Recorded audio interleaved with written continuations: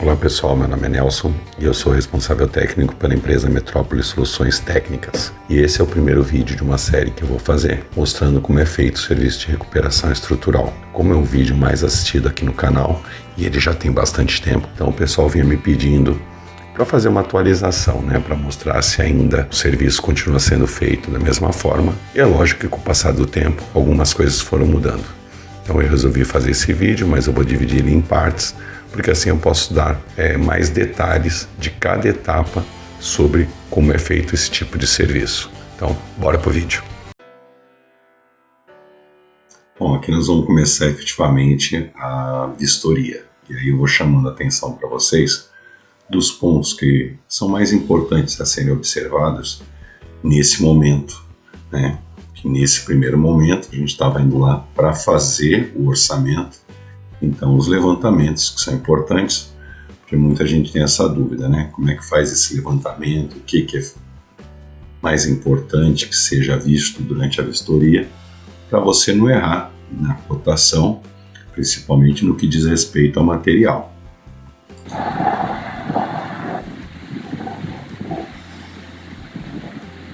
Então, nós vamos começar a vistoria verificando todos os pilares. Então, olha, aqui vocês já podem notar, uma movimentação, o solo aqui trincado, então isso mostra que o prédio sofreu algum tipo de recalque, chegando a quebrar aqui o revestimento do piso.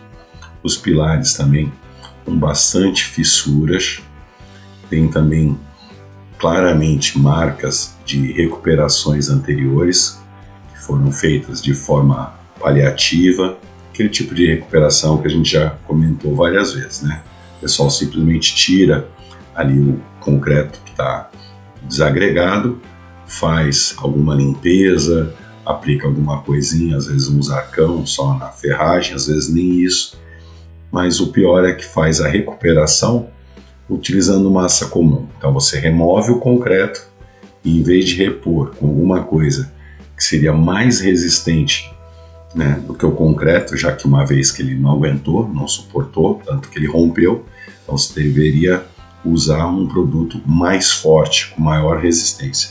Em vez disso, colocam massa de areia, cimento, que vai ter uma resistência muito inferior. Então é por isso que essas recuperações não dão certo e acabam voltando o mesmo problema em pouco tempo.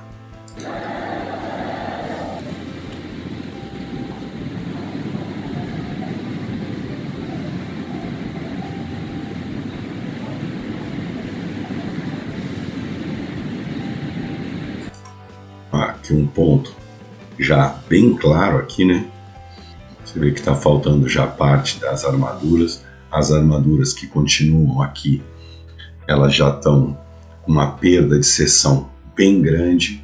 Então a corrosão aqui já está bastante severa, Você pode ver que tem vários tipos de massa. Então, novamente, foram reparos feitos de forma inadequada. Então é muito importante que isso seja observado durante a vistoria, por esses pontos aqui, que são considerados mais críticos, que é os pontos que às vezes estão abertos. Essa é a parte mais fácil, porque aí você tem uma ideia bem mais clara daquilo que você vai encontrar. Então, assim, com certeza, abaixo dos reparos, aonde vocês identificarem que já foi feito algum reparo, com certeza, esse aqui vai ser o estado que vai estar as armaduras.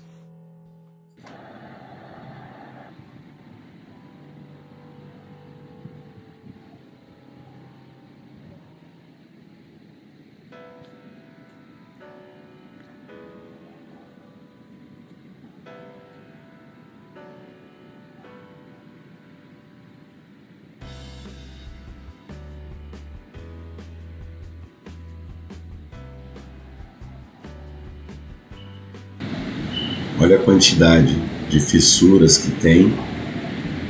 Olha a rachadura desse pilar. Aí mais uma vez, chamar a atenção. Estão vendo que a massa aqui é diferente. Então quer dizer, isso aqui já foi tratado, já foi feito algum tipo de recuperação. Muitas vezes isso aqui você vai ver que tem 2, 3 massas, quer dizer, já passou por várias intervenções. Nesse ponto aqui, é importante destacar que você deve prestar atenção para ter certeza de que isso aqui é estrutural, porque muitas vezes pode estar feio assim, você vê essas baitas dessas trincas, mas não necessariamente. Vou até voltar um pouquinho aqui. Deixa eu pegar aqui no ponto. Ó, você às vezes vê o estado assim do pilar e pode achar que ele está prestes a romper, que o problema aqui às vezes é mais sério. Então, a dica aqui é o seguinte, é você fazer um teste de percussão, né, bater aqui, porque muitas vezes esses pilares passam encanamentos, tá? Então, às vezes, esse rompimento aqui, na verdade, ele não é estrutural, às vezes é só uma boneca que passa cano por aqui, então ele acaba se deslocando, acaba rachando, soltando, tá? E não necessariamente é estrutural. Então é uma coisa que vocês têm que tomar o cuidado quando for fazer esse tipo de vistoria, tá? Para ter certeza do que se trata. Tá? Nesse caso aqui, sim, é estrutural, tá? Depois vocês vão ver mais para frente, a gente vai mostrar quando for recuperar esse pilar, e vocês vão ver que toda essa parte aqui que está comprometida realmente é o concreto do pilar que está desagregado, não é nenhuma boneca que não passa cano, nada. Realmente a estrutura, esse pilar estava com sobrecarga, por isso que ele rompeu desse jeito, tá? Vou voltar para cá, onde a gente tinha parado mais ou menos, que é para mostrar aquela primeira viga, ó, agora pelo lado de dentro, tá? E aí vocês notem que aqui o concreto já caiu, nós já não temos mais os estrivos, tá? Para vencer os esforços cortantes. Então essa viga aqui, se continuasse desse jeito, a chance dela ocorrer aqui, né, um cisalhamento é bastante grande, tá? Por isso que todos esses estrivos aqui vão ter que ser refeitos, recompostos, né? Nós vamos reforçar ou substituir essas armaduras principais aqui. Aí vocês notem aqui também a laje, ó, já está sofrendo com isso. Então, aqui é uma área que ela é coberta, portanto, aqui não pega chuva, então não era para estar nesse estado, né? Só da umidade mesmo do ar, da maresia, porque esse prédio fica em frente à praia, e você vê o quanto comprometeu aqui essas lajes.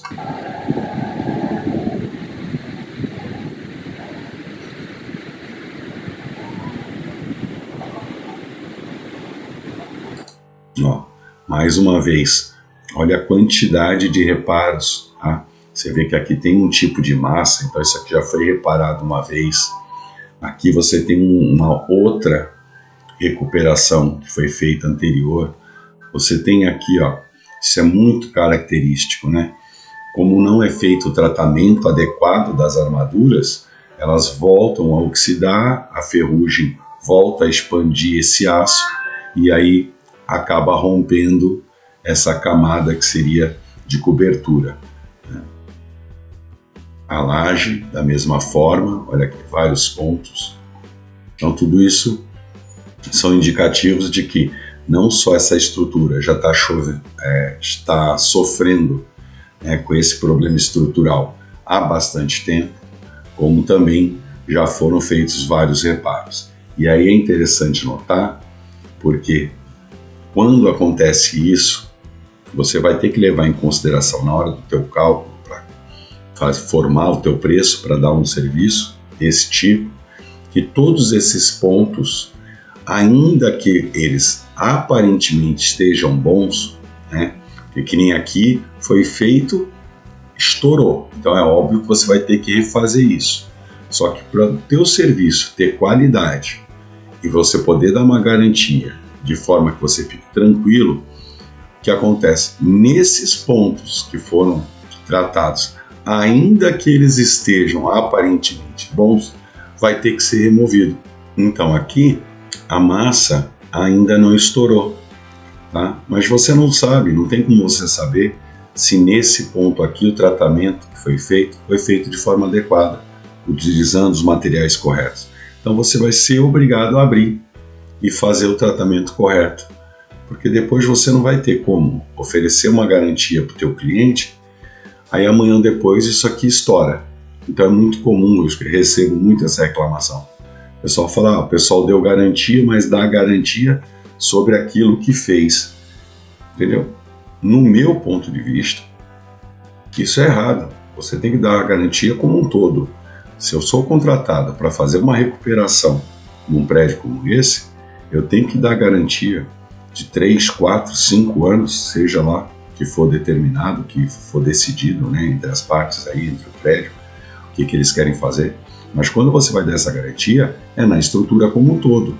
Então eu não posso dar garantia e amanhã depois o cliente chamar mostrando, olha, está aparecendo trinca aqui, está aparecendo reboco aqui, e aí eu simplesmente chegar e falar, não, mas nesse ponto eu não mexi. Entendeu? Então, eu não gosto de trabalhar assim, tá? Então eu aconselho que vocês, quando forem fazer esse tipo de obra, deixem claro isso para o cliente, tá?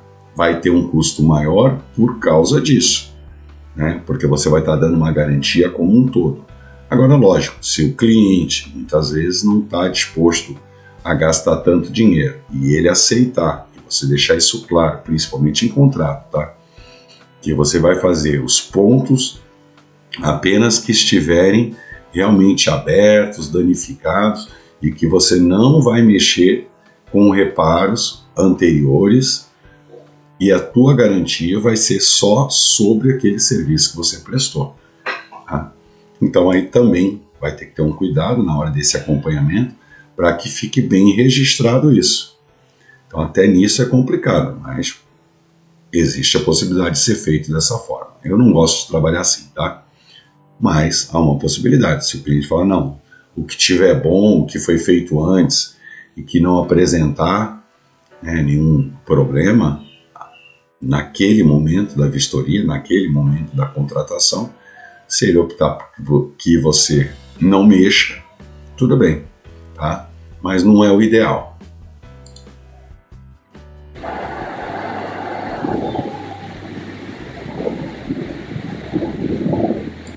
Ó, novamente aqui, ó, como fica claro, tá vendo?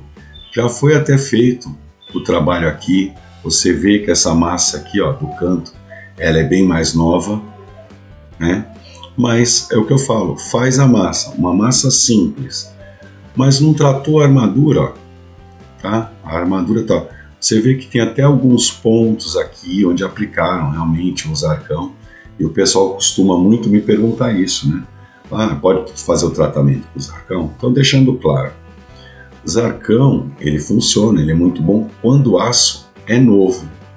Então, se você está com uma armadura nova, como se usa em portão, né, em estruturas metálicas, o aço é novo, ele não passou ainda por nenhum processo de corrosão, e aí você usa o zarcão para fazer essa proteção, para que ele não venha a sofrer esse processo de oxidação e de ferrugem, tá? Depois que o aço já passou por esse processo, o zarcão já não é mais recomendado, entendeu? Aí sim entra o primer anticorrosivo. Ele é mais forte, ele tem uma resistência maior a esse tipo de agressão. Se na sua região, onde você está, você realmente não encontrar o primer, às vezes, né, o pessoal me manda mensagens de outros estados, às vezes de cidades mais de interior, e ele está querendo fazer um serviço desse de recuperação e não encontra, tudo bem. Você faz o tratamento, usa lá um neutralizador de ferrugem, como a gente vai mostrar, e na hora, se você não tem o primer, você vai poder aplicar o zarcão, sim, tá? Mas não vai ter a mesma garantia, a mesma durabilidade, a mesma resistência de que um primer, tá? Então, por isso que eu deixo claro, não é que você não pode usar, mas não é o ideal, né? Se existe um produto hoje melhor no mercado, por que você vai usar um produto de qualidade inferior? Então você vai diminuir a vida útil dessa sua recuperação. Bom, outra questão que fazem muito no site, aí pelo YouTube, nos nossos vídeos de recuperação estrutural, é como a gente chega na questão do custo para apresentar um orçamento desse tipo. Como vocês viram aí, já mostrei todos os detalhes, o que é importante vocês observarem para fazer o levantamento. A questão de custo, como eu sempre respondo lá nos vídeos do YouTube, vai muito de experiência, porque realmente é o tipo do serviço que ele está encoberto. Então fica complicado de você saber exatamente a quantidade de material antes de você iniciar a obra. Então você não pode estimar com precisão a quantidade de material. Então, o que eu sempre coloco lá, isso aí deve ser feito através de uma média. Então, como normalmente eu faço? A quantidade de pilar que você vai ter algum tipo de intervenção, você vai ter que mexer. Da mesma forma, você vai fazer a mesma quantidade de vigas que você vai ter que mexer, a quantidade de lajes, e você vai fazer esse levantamento. Então, você vai ter aí já uma informação importante, que é a quantidade de pilares, vigas e lajes que você vai mexer. Segundo ponto, você tira uma média de cada uma dessas estruturas. Então você pega um pilar que seja intermediário, nem um maior pilar, porque normalmente os pilares não têm todos o mesmo tamanho, então você pega lá um que seja intermediário, e em cima desse pilar você faz o volume total dele.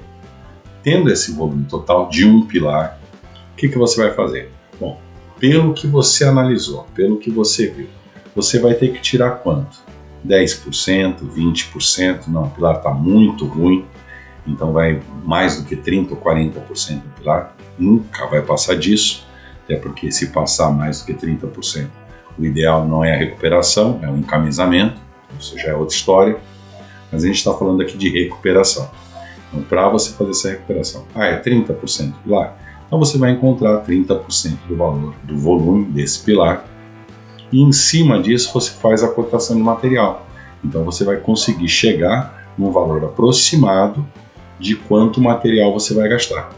Tá? E como nunca vai ser igual, até pode acontecer de não chegar a 30, o outro vai ser menos, às vezes 10, então você faz isso pela média. Da mesma forma você vai agir em relação às vigas e às lajes.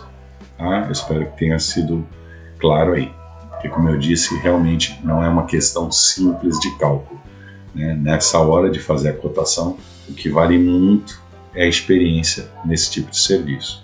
E a mão de obra você acaba calculando lá o número de funcionários que você pretende trabalhar e o prazo mais ou menos, né, que você deu para a execução desse serviço. Então, com isso você já consegue levantar o custo de material, de quanto você vai gastar, ainda que por estimativa, e você vai ter exatamente o valor da mão de obra. Em cima disso fica fácil para que você elabore uma proposta de orçamento. Ok? Agora então nós vamos falar a respeito do escoramento. Se você ainda não curtiu, não esquece, aproveita agora de dar uma curtida no vídeo. Se você não é inscrito aqui no canal, se inscreva, porque senão muita gente acaba deixando para o final e acaba esquecendo. Tá bom? Vamos seguir com o vídeo. Bom, então agora nós vamos falar um pouco sobre o escoramento. Esse escoramento, primeiro que eu vou mostrar para vocês, ele está servindo simplesmente de forma preventiva. Como vocês viram aí, muitas partes desse prédio, das vigas, dos pilares, das lajes, né, já estavam com concreto desagregado. Então a chance dele cair, de repente causar um acidente, danificar um veículo ou machucar uma pessoa é grande. Então a gente faz esse escoramento, não é para intervenção ainda nas estruturas. Ele está servindo apenas para evitar que esse concreto caia no primeiro momento e, mais importante do que isso, evitar o acesso de pessoas ou veículos a esses lugares. Interessante que vocês sempre escolham os pontos mais críticos, isolando uma área. No caso dessa aqui, era a parte pior que tinha, então pode ter isolou tudo. Outra coisa interessante é sempre que estiver disponível colocar essas madeiras, água, viga embaixo. Isso aí ajuda no escoramento para distribuir a carga mais aqui no piso e também porque às vezes o piso, como é o caso aqui, né, tem um declive. Então, quando você vai colocar o escoramento, não correr o risco dele escorregar o pé aqui embaixo. Que é muito importante que você posicione a escora. Depois, com a ajuda de um pé de cabra ou uma barra de força, você esforce ao máximo o escoramento. Tá? Aí eu vou aproveitar já para desmistificar uma coisa. Assim, eu vejo em muitos vídeos meus, quando você vai mexer em qualquer coisinha, às vezes um pilar que está um concreto desagregado numa viga, E o pessoal, nossa, que absurdo, está sem escoramento. O pessoal acha, acredita, né, que esse escoramento é para segurar o prédio. Isso não é verdade, gente. Cada barra dessa de escoramento, ela suporta, em média, aí, 1 tonelada. Você imagina, um prédio como esse, tem 12 pavimentos, imagine a carga, o peso do concreto que vai estar sobre um ponto desse de escora. É muito superior a 1 tonelada. Então as pessoas acham que você está colocando a escória para segurar o prédio. Isso não é verdade. Tá? O que você está fazendo aqui, quando você escora e você força aqui as escoras, na verdade é aliviar a pressão sobre aquela peça estrutural que você vai mexer. Vocês vão ver no vídeo seguinte, quando a gente começar a mexer, eu vou mostrar novamente o escoramento, vocês vão ver que não é que ele está segurando ali o peso do prédio inteiro em cima de 2, 3 escoras dessa, tá? Na verdade, a gente está querendo aliviar aquela pressão daquele ponto, porque muitas vezes você vai mexer, eu vou mostrar aqui para vocês. Por exemplo, aqui, tá? Então você tem esse pilar com bastante concreto desagregado, você vê que está rachado aqui. Depois, no próximo vídeo, onde a gente vai começar a tratar sobre a recuperação em si, eu vou mostrar, vou falar bastante desse pilar aqui. Tá? Mas nesse primeiro momento, quando você faz o escoramento aqui, você vai segurar a carga. Imagina qual a carga, a quantidade de toneladas que esse pilar está suportando. Entendeu? Teria que ter uma infinidade de escoras desse tipo para poder sustentar. Então, na verdade, ela vai estar compensando o quê?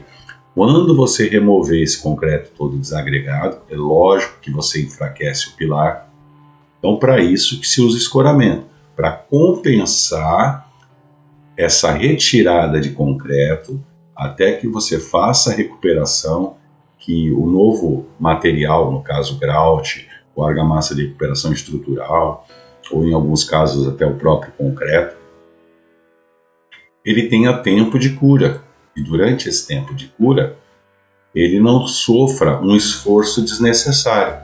Aí depois que ele tiver curado, passar o tempo tudo certinho, aí você vai remover essas escoras e o pilar vai estar mais forte do que antes. É muito comum o pessoal achar que colocou escoramento, é isso aqui que vai segurar o prédio. Vai me desculpar, mas infelizmente não é assim que funciona. Se você tiver um rompimento de pilar mesmo, um pilar desse vier a ruir ou cisalhar, não vai ser as escoras aqui que vai segurar o peso do prédio inteiro. Então só queria deixar isso bem claro, porque é uma dúvida bastante comum.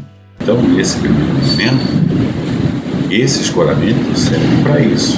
É mais para você isolar as áreas e sustentar esse concreto estar desagregado, não caia antes, na hora, né? Quando a gente vai fazer a intervenção. Como eu já falei em outros vídeos, também é interessante vocês fazerem as intervenções sempre de formas alternadas. Então, se mexer no pilar da frente, aí vai mexer no pilar do fundo. Nunca mexer 2, 3 pilares consecutivos, tá? Isso é muito perigoso, porque aí você vai estar enfraquecendo 3, 4 pilares no mesmo ponto. Então isso é arriscado. Então, por exemplo, você vai mexer nesse pilar, você não vai mexer nesse, você não vai mexer nesse, até que esse esteja completamente curado, pronto. Aí você vai mudar o escoramento, vai passar, vai trabalhar nesse, aí você vai para um outro lado lá do prédio, você faz um outro. Então sempre assim, de forma alternada. Tá? Nunca é aconselhável que você mexa em pilares assim, sequenciais. Tá? Mesmo quando for o caso, por exemplo, só tenho esses 2 pilares que eu vou mexer. Então você vai mexer em um, faz ele todo, depois que ele estiver pronto, que ele estiver curado, aí você vai mexer no outro. Ok? Bom, agora nós vamos para o vídeo do escoramento, já para a execução do serviço. Mas antes de mais nada, eu queria me desculpar, que no vídeo anterior eu acabei esquecendo de tirar o som do vídeo. Quando eu mostro nos momentos em que o vídeo está em movimento, acabou captando um som. Esse prédio fica de frente para a praia, já estava um dia muito vento e acabou atrapalhando um pouco o som. Tá? Dessa vez já corrigi. Bom, vamos ao que interessa aqui. Vocês vão ver que dessa vez a gente fez algumas modificações. Primeira foi que nós concentramos um número maior de escoras nesse local, era o pior, então a gente, óbvio, que optou por iniciar a reforma por esse ponto. Aí, novamente, as escoras, as tábuas aqui embaixo. Aí vocês podem ver em alguns pontos. Deixa eu tentar parar aqui no lugar ideal. No primeiro vídeo, essas escoras elas estavam posicionadas aqui embaixo, para poder segurar, né, caso esse concreto todo que estava desagregado viesse a cair. Então, nesse momento agora que a gente vai fazer o trabalho, eu vou ter que mexer justamente nesse ponto. Então, nós colocamos as escoras na laje, para dar uma aliviada na carga, na pressão, principalmente das armaduras, porque a gente vai ter que remover todo esse concreto, toda essa massa aqui, que vocês podem ver, ó, é de intervenções anteriores, quer dizer, isso aqui é aquele tipo de serviço que eu sempre comento com vocês, né? Abriu aqui a viga, o pessoal não tratou a ferragem, vocês podem ver que a ferragem está toda oxidada, mas tinha uma massa nova aqui. Então, simplesmente tiraram o concreto, estava desagregado, não trataram a ferragem e fizeram uma nova massa de areia e cimento por cima.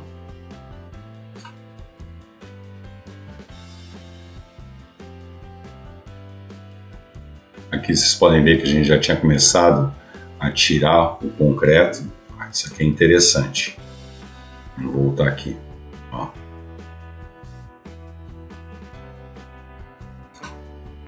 Aqui. Pode ver, ó, já tinha barras da laje, ó, rompidas. Foi só a gente remover o concreto, estava solto.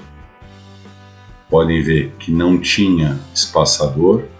Isso é um erro que eu já comentei bastante, é bem comum em obras mais antigas. O pessoal não utilizava espaçador, então essa ferragem da laje acabava colando nas formas e não dando o recobrimento necessário. Novamente aqui, como eu mostrei, no primeiro escoramento que nós fizemos, que era simplesmente para isolar a área, né, para evitar que esse concreto aqui caísse, essa escora estava aqui embaixo. Tá? Mais para segurar mesmo esse concreto do que qualquer coisa. Agora a gente já encostou ela aqui na laje para que a gente possa trabalhar.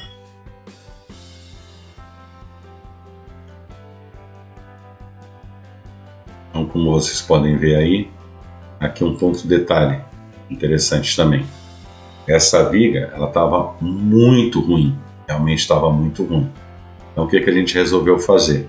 Utilizamos as outras escoras apoiadas na laje, tá? Mas essa aqui nós deixamos bem no ponto central da viga e a gente optou por fazer o seguinte: então nós vamos fazer o tratamento dessa viga em duas etapas, tá? Por isso que eu sustentei ela aqui no meio. Então nós vamos remover um lado desse concreto que está desagregado, nós vamos tratar essa ferragem, refazer esses estribos, né, fazer todo o tratamento, fazer as formas, fazer a recuperação. De um lado, vamos dar o período de cura e depois a gente vai fazer o outro lado. Tá? E mexer nela inteira podia ser um risco e é desnecessário correr esse risco. Tá? Mais um ponto aqui, perceba. Essa é a ferragem da laje. Não tinha praticamente mais nada. Tá? A seção dela foi completamente corroída.